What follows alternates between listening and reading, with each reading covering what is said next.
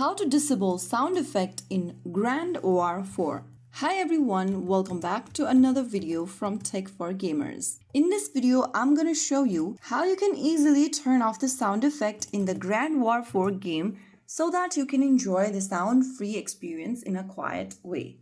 So first thing to do is to open the Grand War 4 game, and after you reach the main lobby screen, go to the top left corner and tap the gear icon.